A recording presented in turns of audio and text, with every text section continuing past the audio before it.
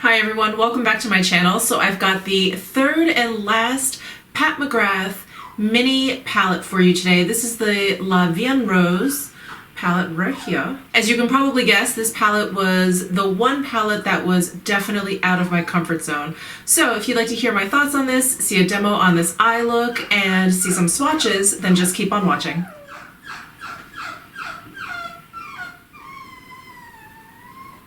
So again, I'm not going to linger too long on the stats of this palette, but it's $55. You can get it off of patmcgrath.com or Sephora, and I will leave links down below in my description box if you would like to purchase this or read more information on these palettes.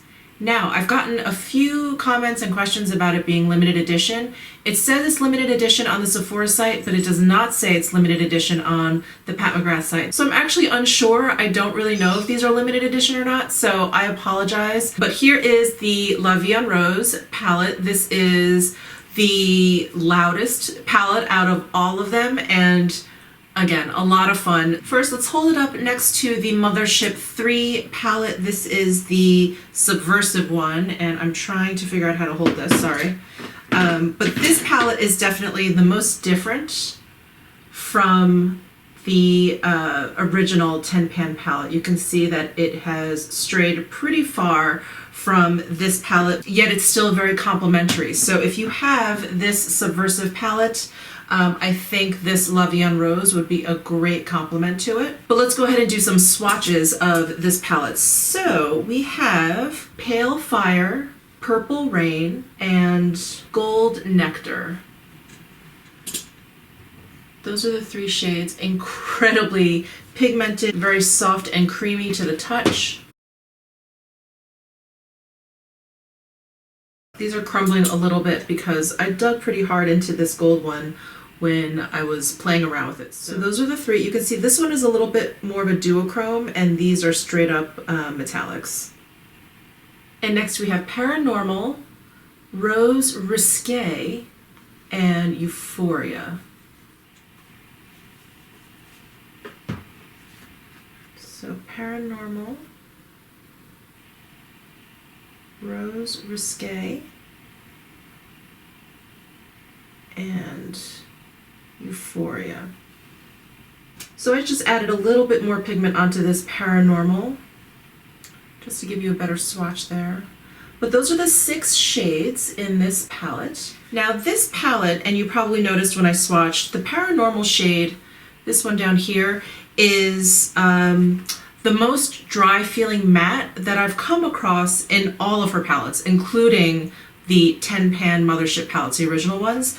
It has the driest, kind of chalkiest feeling, and you're able to make it work on the lids, but it doesn't behave like her other ones, like her other mattes. It's not as creamy, and I don't know if it's because it's a purple pigment, which, as I understand it, those are the hardest ones to sort of develop and create. And even this Rose Risque, which is a matte shade, this also feels a little bit drier than the other ones, and does not feel as dry as Paranormal. This one definitely feels the driest, but this one is a little bit dry compared to the other mattes as well. I think that they perform well, as you will see in my demo, but they're definitely different from the rest. As far as the other 4 shades, which is this duochrome and these shimmers here, I think these apply beautifully, just like the other Pat McGrath shadows. Very, very lovely and super creamy. So that is my quick review of this palette. I think it is very lovely. If these are your colors, I don't think that you will regret purchasing this palette. As for me personally, this is definitely going to be the palette that I reach for the least, and only because these colors are out of my comfort zone. Other than that, I think the shadows are lovely. These 2 mattes, while they're a little bit drier, I think still perform nicely. So if you're interested in watching my demo on how I got this very out of my comfort zone eye look, then just keep on watching. We're going to dig into this Vie En Rose palette, and I'm going to start with the Paranormal shade, which is this dark matte shade over on the bottom left-hand corner. And I'm going to use a very, very fluffy blending brush because I want to start light. So I'm going in with the Wayne Goss number 16 brush, dipping this in ever so lightly, tapping off the excess, and I'm pouncing that all over my lid, and then I'm starting to blend.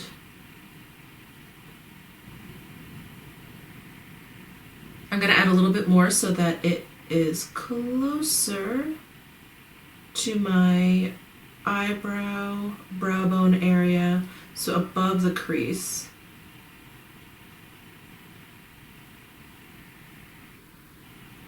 All right, I've got a light layer of that down, so I'm going to start to slowly build up the color.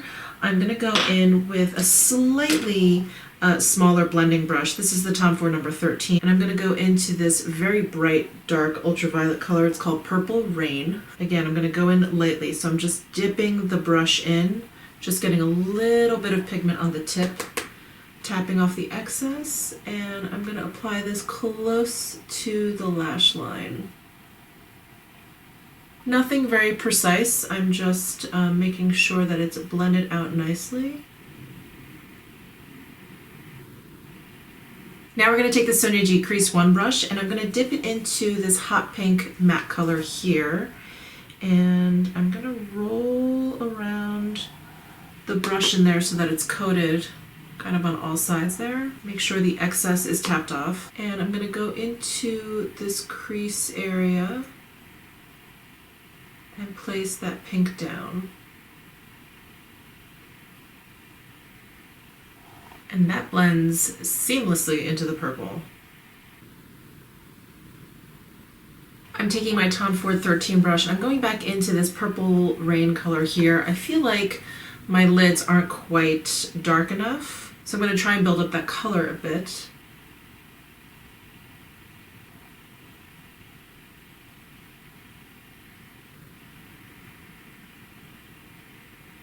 There, I'm really liking how this is looking. Again, very out of my comfort zone, but this is a lot of fun. So I'm gonna keep going. I'm just gonna keep going. I'm gonna use a more pointy, smaller blending brush. This is the Wayne Goss number 20. I'm gonna go into this shade Pale Fire, and I'm going to run across the top of this pink area here, very close to my eyebrow.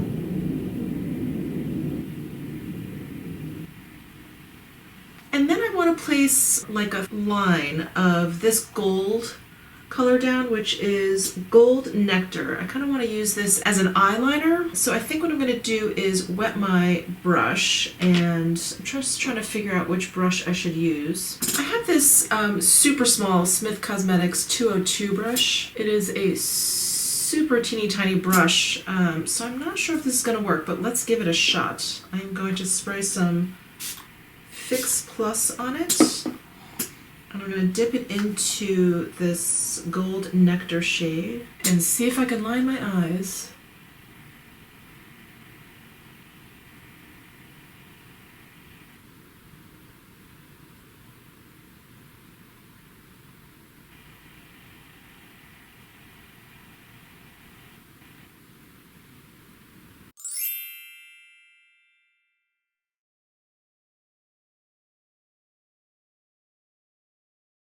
Alright, so I did a little gold kind of winged liner there with this brush and a little bit of Fix Plus.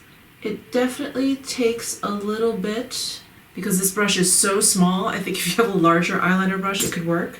And now I'm realizing I'm missing a brush in my collection. So anyway, I'm kind of liking the way this looks. Let me do my other eye. I find this so much easier to do than with like an actual liquid eyeliner pen. I don't know why.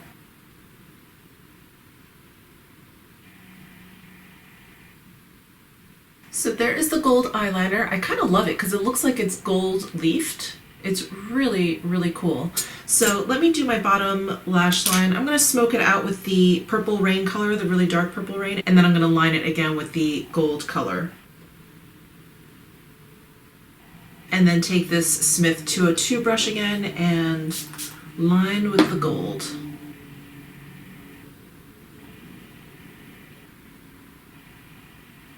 So I got a little bit thick with that gold underneath my lashes, so I think I'm going to add a little bit more of that Purple Rain. There is my eyeshadow look. Let me go off camera, finish the rest of my face, and I'll be right back. So here is my finished look. I topped it off with the Pat McGrath Divine Nude Liquid Lipstick.